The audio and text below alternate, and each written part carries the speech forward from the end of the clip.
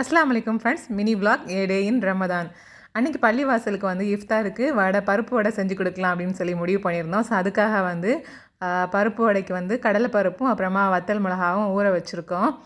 அப்புறமா ஜூஸ்க்கு வந்து இன்றைக்கி வந்து நன்னாரி சர்பத் தான் ரெடி பண்ணிகிட்ருக்கோம். ஜூஸ் எப்போவுமே மத்தியானமே ரெடி பண்ணி ஃப்ரிட்ஜில் வச்சுருவோம். அப்போ தான் இஃப்தாருக்கு குடிக்கும்போது கொஞ்சம் சில்லுன்னு இருக்கும் அப்படின்னு சொல்லிட்டு. ஸோ இன்றைக்கி வந்து நன்னாரி ஜூஸ் ரெடி பண்ணி வச்சாச்சு. அடுத்ததாக வந்து இன்றைக்கி என்ன ஸ்பெஷலாக பண்ண போகிறேன் அப்படின்னு பார்த்தீங்கன்னா, ஸ்வீட் கார்ன் வேக வச்சது இருந்தது. ஸோ அதை வச்சு ஒரு சின்ன மசாலா மாதிரி பண்ணலாம் அப்படின்னு சொல்லிட்டு வந்து நான் ரெடி பண்ணிகிட்ருக்கேன். அண்ட் இந்த விலாகில் வந்து இந்த ரெசிபி நான் டீட்டெயில்டாக போடலை. இந்த ரெசிபி வந்து நான் தனியாக ஒரு ஷார்ட் வீடியோ போடலான்னு இருக்கேன்.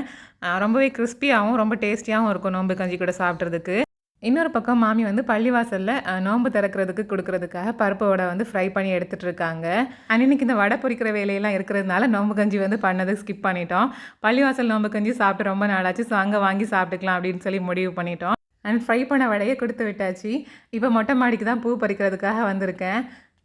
இன்றைக்கி நோம்பு திறக்கிறதுக்கு வேறு எதுவும் பெருசாக செய்யலை. பருப்பு வடை பள்ளிவாசலுக்கு ஃப்ரை பண்ணும்போது கொஞ்சம் வீட்டுக்கும் எடுத்துக்கிட்டோம். அப்புறமா வந்து ஃப்ரீசரில் ஸ்டோர் பண்ணி வச்சுருந்த சமோசா ஃப்ரை பண்ணியிருந்தோம்.